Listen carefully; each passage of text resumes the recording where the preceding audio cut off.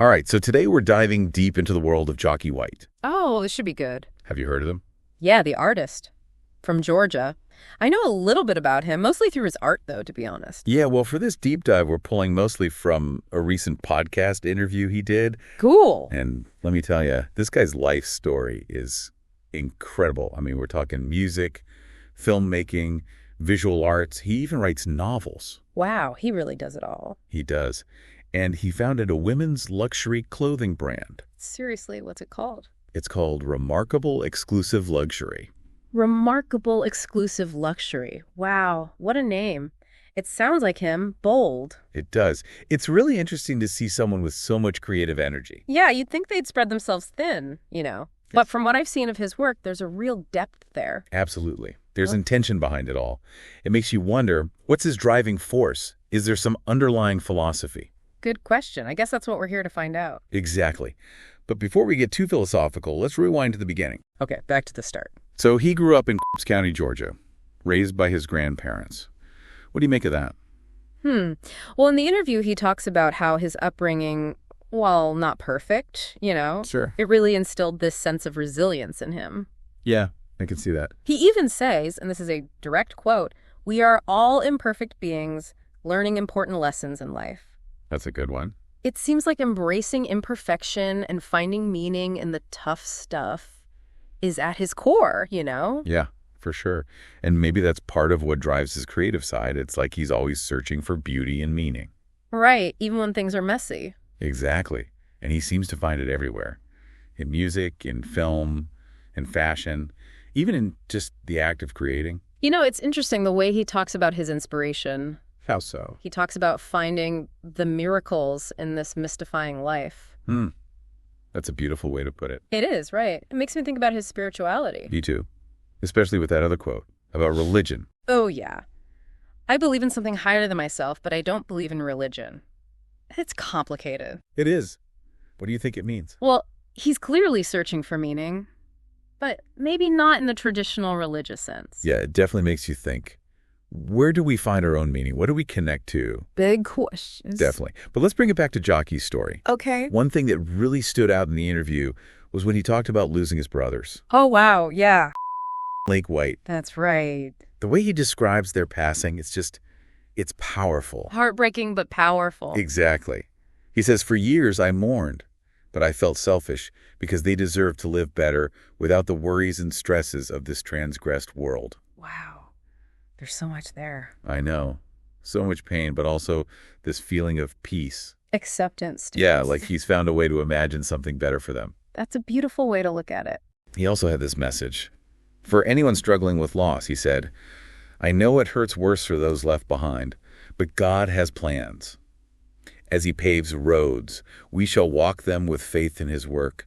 I assure you it's not to hell." That's comforting. It is. Yeah. There's a lot of comfort in his words in the face of something so difficult. Definitely. He goes on to talk about friendships, too. Oh, yeah, the challenges of friendships and betrayals. It's interesting. He has kind of a unique take on it. He says, "Although I cared with selfless devotion, it was for the best that some people left my life. The path I'm on doesn't support such company." It makes you think. Doesn't it? Like, sometimes letting go is actually necessary for growth. Hard but true, I guess. It is. And Yeah. you know what else he said? What's that? Prayed about it. Really? Yeah, he prayed for clarity, about who might be holding him back. Wow. That's powerful. It is, right. It makes you think about your own life, your own relationships. Absolutely. And then there's his mental health. Right. He's very open about that. Incredibly open, bipolar disorder, PTSD, schizophrenia. He's incredibly brave to talk about it so openly.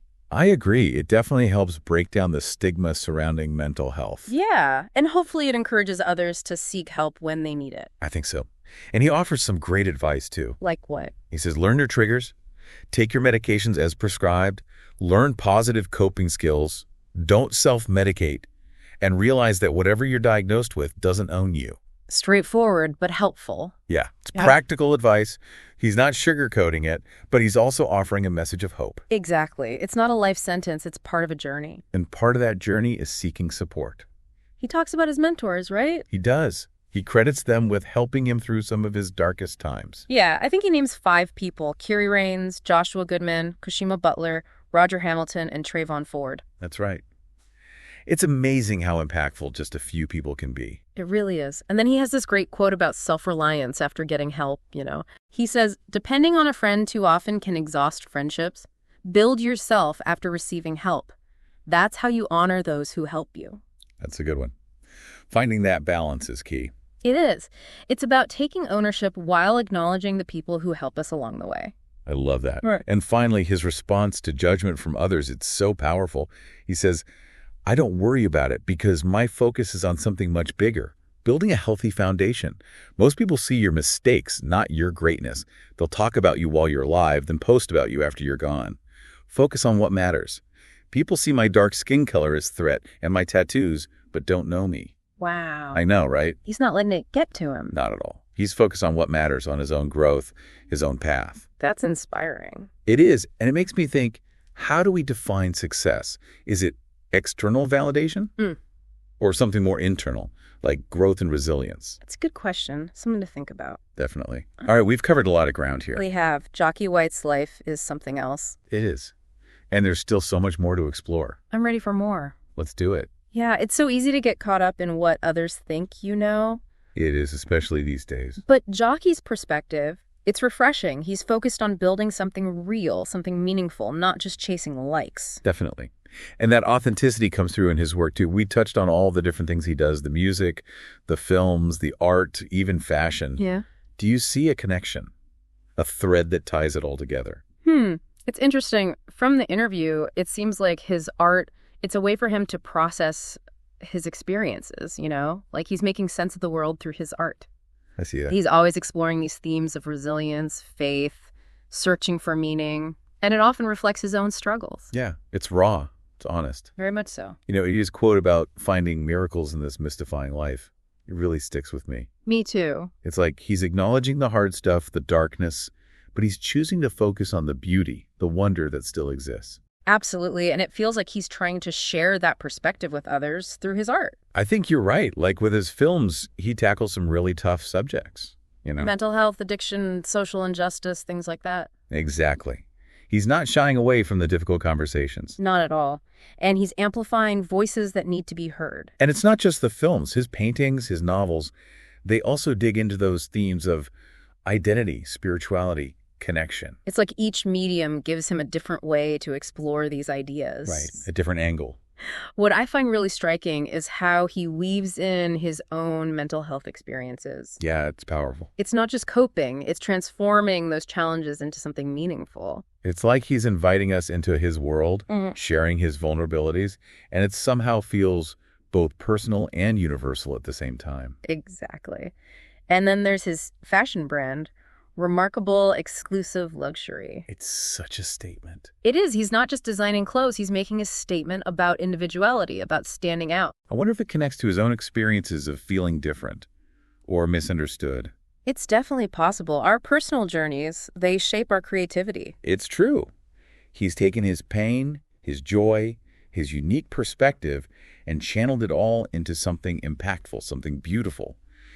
And he's found success in so many different areas. It's pretty incredible. It is. But what's clear from the interview is that success, for Jockey, it's not about fame or fortune. It's deeper than that. It's about staying true to his vision, making a difference, inspiring others to embrace their own journeys. He's living proof that you don't have to fit in a box. I love that. You can have multiple passions, explore, grow, and still find fulfillment. And maybe that's the biggest takeaway for our listeners today. What do you mean? What if success isn't about reaching some finish line? What if it's about the journey itself, with all the ups and downs and detours? I like that, embracing the whole journey. Yeah. What if it's about finding your own way to express yourself, to connect with others, to make a difference in the world in your own way? So much to think about, huh? There is. It's really powerful stuff. What's sticking with you? It's that whole thing about turning pain into purpose. He didn't have it easy. Not at all. Loss, betrayal, mental health struggles. He faced it all. He did. And yet he never let it break him. Instead, he used it to fuel his art, his creativity, his whole life, really. It's inspiring. It is. It's like he's saying, this is my story. I'm not going to hide from it. I'm going to own it. Exactly. And make something beautiful out of it, something meaningful. And that's a powerful message for anyone, isn't it? No matter what you're going through, you have a choice. You can let it break you, or you can use it as fuel to grow. It's that resilience. That's what gets me. And he didn't do it alone either. He talks about the importance of his mentors, of having people to lean on. It's true. He's open about needing help sometimes, and that's okay. It is. Asking for help, it's not a weakness. It takes strength to admit you need support. Yeah, and I love how he emphasizes building yourself back up after you get that help. Yeah, that's important. Like honoring the people who helped you by becoming the best version of yourself. It's a beautiful cycle. You get support, you grow, and then you turn around and give that same support to someone else. Exactly. Paying it forward, It makes you think about the people who've been there for you, right?